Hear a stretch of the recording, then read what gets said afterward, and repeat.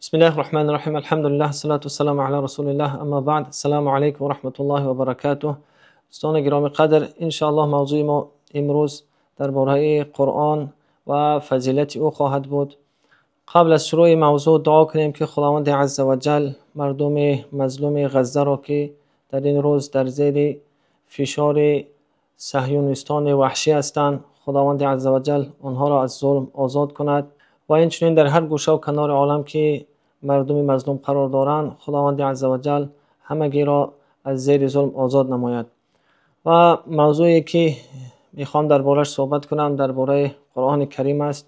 دوستان گرامی، در این روزهایی که ما قرار داریم، متاسفانه این شبکه‌ها و وسیله‌های زیادی که در دست جوانان هست، چه از تلفن و چه از کامپیوتر و دیگر، ما را از قرآن کریم، از خواندن او کمی دور ساخته و فرد مسلمان باید که در این روزها از این کتاب الهی حتما که با خبر باشد و روی بیاورد بر این کتاب.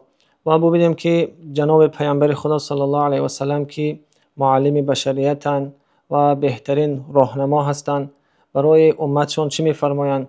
در حدیثی که امام مسلم روایت میکند، عن ابی امامه رضی الله عنه قال سمعت رسول الله صلی الله علیه و سلم یقول اقرأوا القرآن فإنه يأتي يوم القيامة شفيعا لأصحابه. جناب پیامبر خدا صلی الله علیه و سلم در این حدیث گوهربارشان میفرمایند و برای امت این خطاب خود را دارند. میگویند که شما قرآن را بخوانید، زیرا همین قرآن روز قیامت برای کسانی که این کتاب الهی را در این دنیا خواندن شفاعت کننده است. پس دوستان گرامی، ببینیم که جناب پیامبر خدا صلی الله علیه و سلم برای من و شما امر دارد که اگر میخواهید سعادت این دنیا و آخرت را، پس شما کوشش کنید که با قرآن آشنا باشید، یعنی قرآن را بخوانید. و علامه اقبال لاهوری هم یک مصرع های زیبا دارد که میگوید گر همی خواهی مسلمان زیستن، نیست ممکن جز به قرآن زیستن. اگر ما میخواهیم در حقیقت یک مسلمان کامل باشیم، یک مسلمانی که این دنیا و آخرت خود را آباد کردگی باشیم، پس باید که به قرآن الهی چنگ بزنیم. و متاسفانه دوستان گرامی میبینیم که امروز شبکه‌های زیاده و اینترنت که خیلی جوانها را از راه راست به راه کج و به راه نادرست دارد میبرد. و بعضا شخصان زیادی داریم که ساعتهای عمر خود را مثلا در تلفن و در کارهای بیهوده میگذرانند. جناب پیامبر خدا صلی الله علیه و سلم ببینید که در اون زمان 1400 سال پیشتر برای امت امر میکند که شما دائم با قرآن زندگانی کنید، قرآن را بخوانید، زیرا قرآن کریم یک کتابی است که برای انسان ایمان او را می‌افزاید، برای انسان نیرو می‌دهد.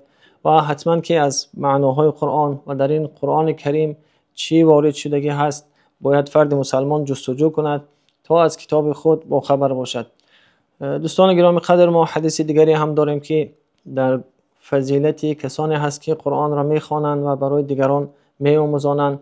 و این حدیث امام بخاری روایت میکند از حضرت عثمان که فرمودند جناب پیامبر خدا صلی الله علیه و سلم خیرکم من تعلم القرآن و علمه.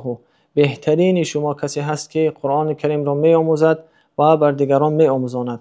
ببینید که در این حدیث گرامی پیامبر خدا صلی الله علیه و سلم میگوید بهترین شما، یعنی از همه بهترین شخص از امت جناب پیامبر خدا صلی الله علیه و سلم در روی زمین کیهایند؟ همونهایی هستند که با این کتاب الهی زندگانی میکنند، خودشون این را میآموزند و به دیگران میآموزانند. پس دوستان گرامی قدر، از این احادیث جناب پیامبر صلی الله علیه و سلم فهمیده می شود که برای هر یک فرد مسلمان ضروری است که به کتاب الهی، به قرآن کریم روی بیاورد.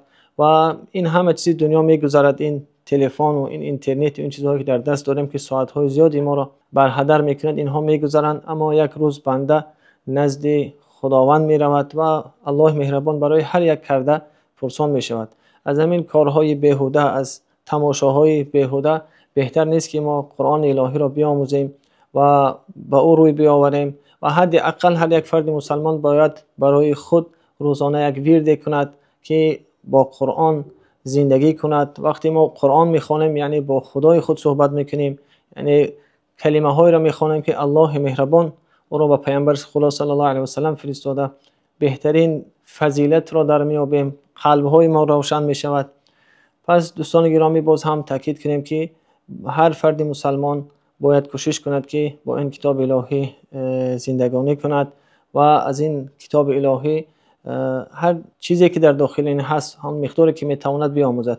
ببینیم که ما در سوره دوم قرآن، سوره بقره، الله مهربان چیز زیبا میفرماید که الف لام میم ذلک الکتاب لا ریب فیه هدی للمتقین.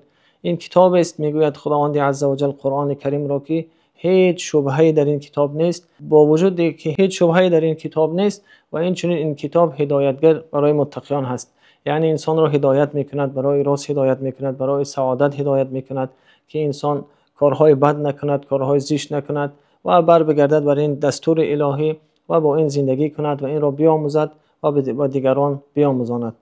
الله مهربان را دعا کنیم که برای ما توفیق دهد که هر یکی ما قرآن خوان شویم و با قرآن زندگی کنیم و قرآن را از خود دور نکنیم. السلام علیکم و رحمت الله و برکاته.